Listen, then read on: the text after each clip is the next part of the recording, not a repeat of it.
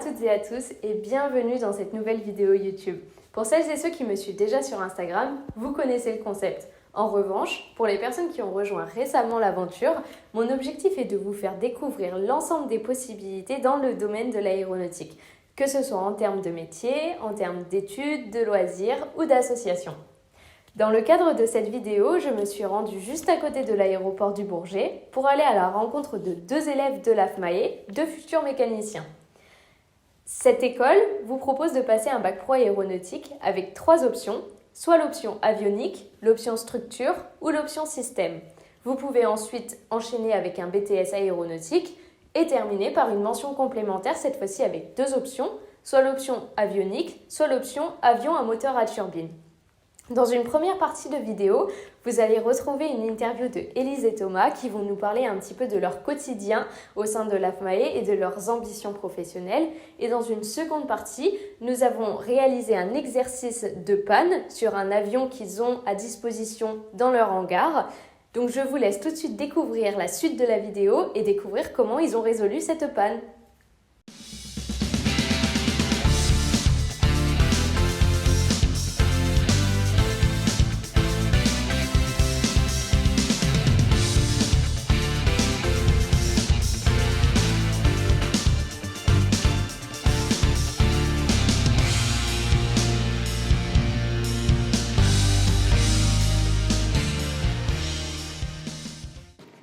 Bonjour Élise, bonjour Thomas.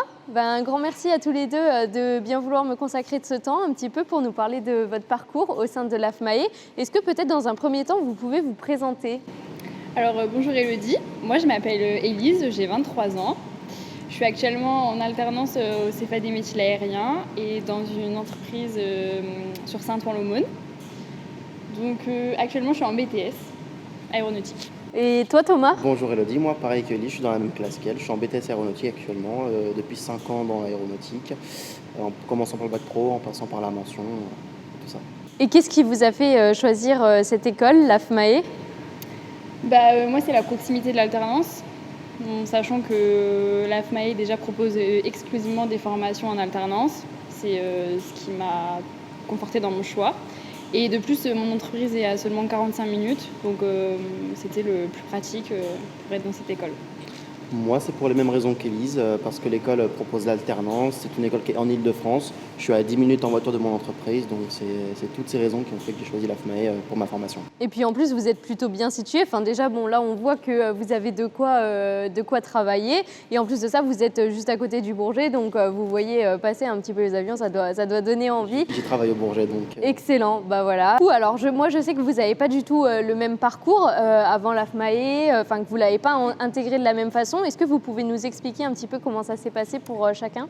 Alors moi, à la sortie de ma 3e, j'ai fait un bac pro aéronautique option système. Donc par la suite de ça, j'ai travaillé pendant 2 ans et j'ai voulu reprendre mes études. Donc j'ai fait une mention complémentaire avec les modules Part 66 et par la suite, j'ai intégré le BTS aéronautique. Et toi Thomas? Et moi, du coup, après mon bac général économique et social, j'ai fait le bac pro aéronautique option avionique en 2017. Après, j'ai continué parce que mon entreprise me l'a proposé. J'ai fait les modules de licence Part 66 avec la mention complémentaire option avionique.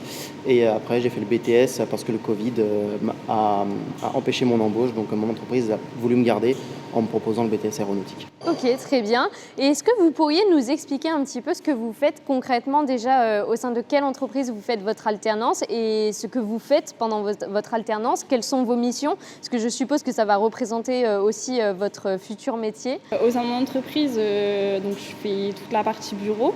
Parce qu'il faut savoir que le BTS aéronautique, c'est exclusivement dans le bureau. On ne fait plus de maintenance avion ou maintenance hélicoptère. Donc mon métier il consiste à faire des dossiers de travail, à établir des cartes de travail, à faire de la documentation technique. En fait, c'est tout un travail en avance de phase pour la maintenance d'un aéronef. D'accord. Et toi Thomas? Et moi, contrairement à Lise, j'ai la chance de toujours travailler sur avion, de toujours toucher la machine. Donc je travaille au sein de Dassault Falcon Service. Je dépends du service de la maintenance programmée des Falcon 7X et 8X.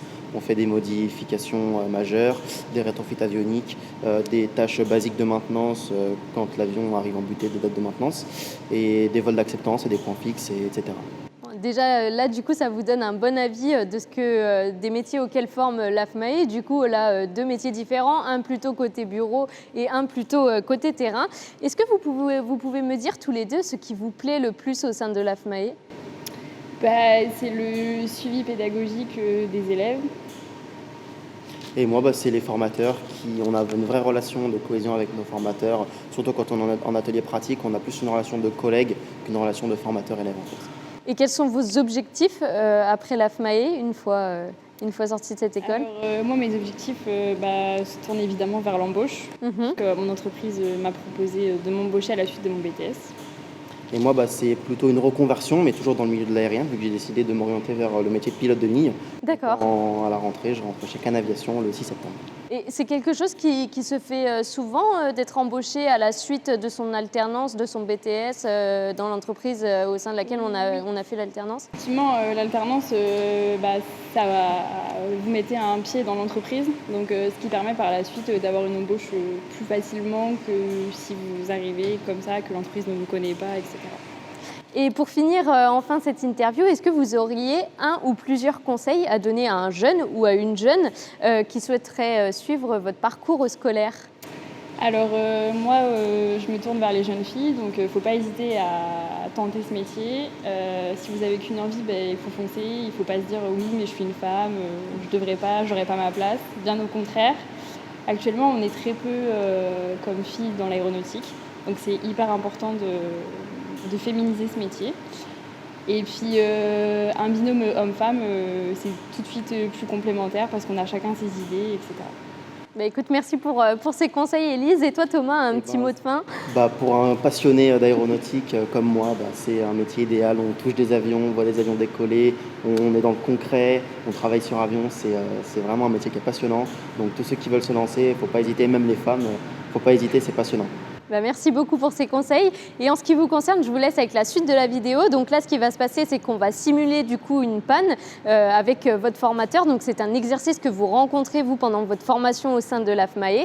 Donc ça va pouvoir vous donner un avant-goût de ce que les élèves apprennent au sein de l'AFMAE et surtout un avant-goût du côté pratique. Voilà, je vous laisse avec la suite de la vidéo.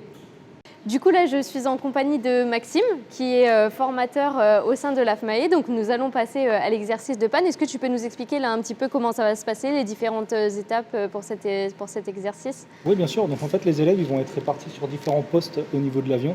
Donc, il y aura une partie au cockpit qui va diriger la tâche. Donc là, ça va être un essai de train. Il y aura une partie qui sera au niveau du banc hydraulique pour assurer la sécurité hydraulique. Et une autre team qui sera devant pour voir qu'il n'y a personne qui rentre dans la zone et pour limiter les incidents qu'on pourrait rencontrer lors de l'utilisation de l'hydraulique. D'accord. Donc là, ils vont être répartis tout de suite. Et puis derrière, après leurs essais en fonctionnement normal, on leur mettra des pannes. Ok. Et à l'issue des pannes, ils vont faire une analyse sur des schémas fonctionnels et de câblage pour déterminer d'où vient le problème. Et donc nous, du coup, on va suivre les pannes qui seront programmées par Maxime et on va suivre aussi les élèves pour voir comment ils vont les résoudre. Je vous vois partir, je vais vous suivre. Est-ce que tu peux nous expliquer ce qu'on va faire? La panne est lancée ou pas encore? Alors non, là en fait on va tester le train d'atterrissage en fonctionnement. D'accord. C'est-à-dire qu'on va mettre en marche tout le cockpit, etc. Et on va tester le train d'atterrissage en fonctionnement. D'accord, voilà. C'est notre première mission et ensuite on va avoir une panne, donc il faudra résoudre la panne, mais ça c'est la deuxième mission. Ok, bon c'est parti pour la première mission. Donc là vous allez suivre la procédure pour faire le test de sortir-rentrer le train. C'est ça, du coup en fait il y a des tâches préliminaires qui ont déjà été exécutées, l'avion est déjà sur vérin, le groupe de parc hydraulique est déjà branché, d'accord. L'avion il est déjà sous tension, le casque interphone, il n'y a pas de prise IPF sur ce genre d'avion, donc du coup je ferai la communication avec mon collègue qui est devant. D'accord. Et là, procédure d'essai de train. Et c'est parti. Donc à l'extérieur on a déjà vérifié l'environnement de la zone, on a déjà sécurisé la zone, on a retiré la sécurité de train, les pins de train, on les a retirés. Et là il ne nous reste plus qu'à mettre le feu anti-collision sur ici. Comme ça. D'accord. Est-ce que les anticolles sont bien allumés? Ok.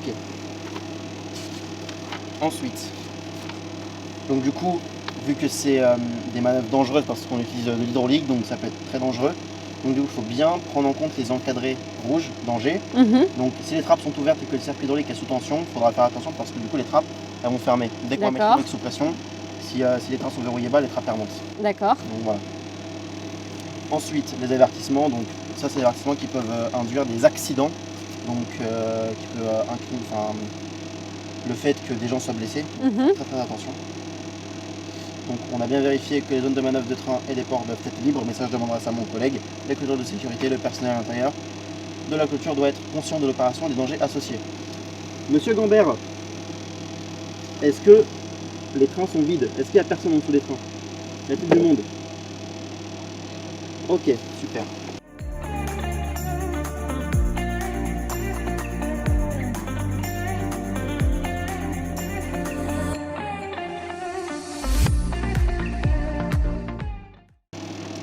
Assurer la surveillance sur l'avion et vérifier la concordance commande servitude avec la vigie.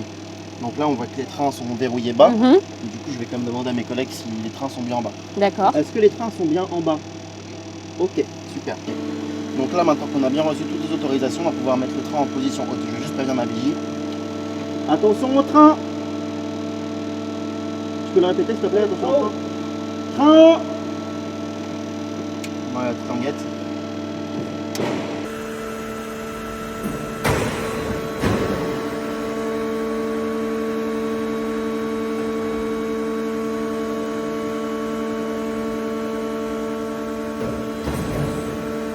Les voyants rouges sont éteints et les voyants verts c'est énergé, pas juste là. Voilà, les trappes, elles sont éteintes aussi. Mhm. Donc c'est bon, les trains sont bien rentrés? Les trains sont bien rentrés? Ok, donc ma vigie m'a confirmé que les trains étaient bien rentrés. Donc là je vais demander l'autorisation pour remettre les trains en position basse. Ok. Attention, train bas! Et donc là, on ressort les trains. C'est ça.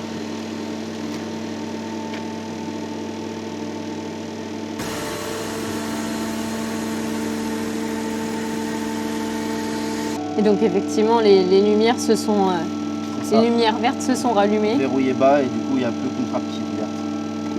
Est-ce que les trains sont bien sortis? Ok. Donc j'ai demandé confirmation à ma vision pour mettre la manette des trains du coup sur.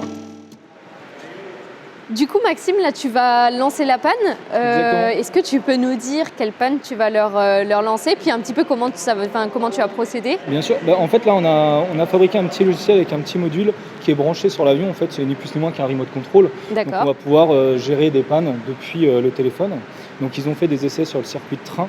Donc, en fait, on va leur mettre, on va désactiver un des systèmes au niveau du train. D'accord. Donc en fait, tu Et cliques voilà. juste sur ton application Et et. ça vient activer un relais qui est dans l'avion et qui Ok. coupe la panne. Ok, très bien. On va refaire les essais de train et ça ne va pas se fonctionner de la même manière. Ok, très bien. Bon bah, on va suivre les élèves du coup et voir comment ils vont résoudre cette panne. Allez, c'est parti. Donc du coup là, vous allez partir un petit peu à la recherche de la panne. Donc ce que vous allez faire, c'est exactement la même procédure que tout à l'heure, mais vous apercevoir qu'il y a quelque chose qui va pas, c'est ça? C'est ça. Ok. Bon bah c'est parti. Je regarde avec vous. Attention, train!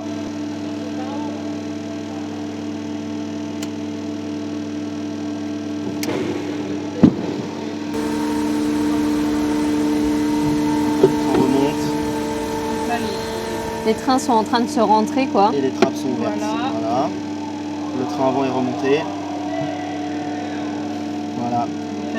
Donc les flèches vertes ne sont plus allumées, ça veut ça. dire que les trains du coup sont remontés. Sont Par bien contre, remontés. en revanche, il y a encore les deux LED rouges à gauche et à droite, ce qui veut dire que du coup les trappes de gauche et droite ne sont pas fermées. C'est ça, Ok, exactement. très bien. Donc du coup là, il va falloir résoudre cette panne-là. Ça, du coup, il faut Ok. rester en configuration de panne. Du coup. D'accord. On va laisser l'avion en configuration de panne. Ok. Là, on va résoudre la panne. Comment vous allez procéder? Là, du coup, là, on a sorti du coup le schéma de principe. Oui. Il va nous permettre de comprendre comment fonctionne le système. Voilà, le schéma de principe, il sert à comprendre le système. D'accord. Tout le système de Des l'avion. atterrissage, Ok. du coup. Ah, ok. Ça marche. Alors, landing, de toute façon, on a le landing gear control avec le LATA 32 du coup. Et donc là, tu as noté donc la panne. Voilà, le train remonte, mais les trappes ne se ferment Ok. Bah, c'est parti.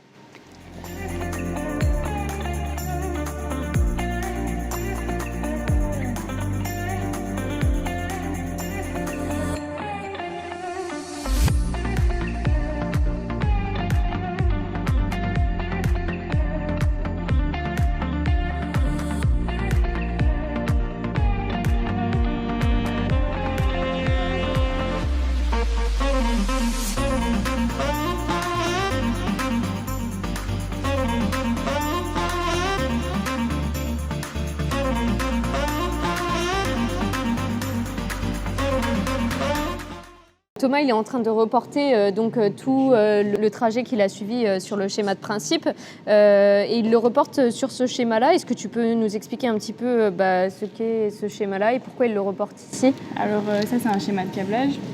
On utilise le schéma de câblage après le schéma de principe parce que sur le schéma de câblage, il y a l'identification des câbles Ok. qu'on ne trouve pas sur le schéma de principe. D'accord, donc là vous avez l'ensemble des câbles présents et vous allez du coup pouvoir après rechercher quel câble ou quel composant ne marche pas. D'accord. Et vous travaillez souvent en binôme ou comment ça se passe dans des recherches de panne? C'est toujours en binôme ou voire plus parfois? Sauf le jour de l'examen. Mais sinon, D'accord. ouais, Ok. on travaille en binôme. En binôme, mais le jour de l'examen, c'est tout seul. Et au sein de l'entreprise, comme vous êtes actuellement en alternance, c'est aussi en binôme quand vous intervenez Je prends en charge par nos maîtres d'apprentissage en fait. Du coup, Ouais. c'est en binôme du coup avec notre maître d'apprentissage. D'accord, ok. Pour ma part en tout cas. Merci. Donc là, vous avez donc tout reporté sur ce schéma de câblage. C'est Et ça. maintenant, qu'est-ce qu'on va faire? Du coup, on va aller faire une mesure sur avion, donc avec un voltmètre qu'on va d'abord essayer du coup pour s'assurer qu'il fonctionne bien. D'accord, ok. Donc en gros, on se met en mesure ohm Ouais. pour tester la résistance des câblages et on Ouais. est censé avoir 0. Du coup, tu peux essayer de tenir le schéma s'il te plaît? Merci.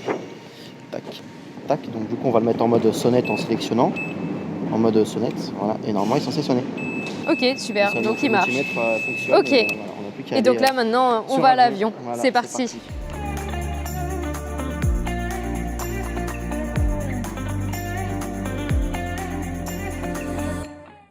Donc là, on a débranché notre connecteur du coup, qui est associé du coup au boîtier qui est là. Enfin, c'est un boîtier, c'est plus D'accord. voilà.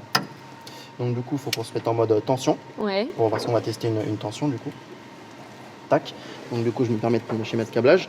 Donc nous, c'est ce truc-là du coup là qu'on va tester. D'accord. Donc, on va se mettre entre la borne E et F. D'accord. Non, plutôt entre F sur EF, c'est bien. Tac. Hop, donc E, on voit que du coup le E il est ici. On va plutôt mettre le rouge, c'est le plus. Tac. Entre F, il me semble. Ouais, F, c'est ça. ok, ça marche. E et F qui est juste à côté. Donc là, on se rend compte qu'en fait, du coup, le câble est coupé. Parce qu'on n'a Zéro. aucune tension D'accord. dans le voltmètre. Donc voilà. le problème de la panne survient Vient du vient vizier. Ok, Du très vizier. bien. Voilà. Ok, super. Et donc là, après, pour la suite, vous avez à remplacer le câble. C'est vous aussi qui C'est êtes ça. en charge Ouais, de c'est le ça. remplacer. Ça Et dépend des référence entreprises, du des fois c'est câble, le mécanicien etc. qui le fait, ou des fois il y a des techniciens de câblage aussi qui s'occupent que du câblage. Ok, super. Selon les Spécialisé dans le entreprises. câblage. Un grand merci en tout cas à Merci tous à les vous. deux pour cette merci à vous. simulation. Et bon courage pour la suite. Et merci j'espère bien. vous dire à bientôt et vous croiser dans une future entreprise. Super. À bientôt. J'espère que cette vidéo au sein de l'AFMAE vous a plu. Si c'est le cas, n'hésitez pas à liker la vidéo et à laisser votre avis en commentaire. De mon côté, je souhaiterais remercier Magali et Nicolas pour l'organisation de cette journée, ainsi que les élèves de l'AFMAE pour leur superbe accueil. N'hésitez pas à vous abonner et à activer la cloche des notifications pour ne rien manquer de mes futures aventures. Je vous encourage également à vous abonner à Touch & Com que vous pouvez retrouver sur Instagram et je remercie d'ailleurs Guillaume pour ce super montage de cette vidéo. À très vite!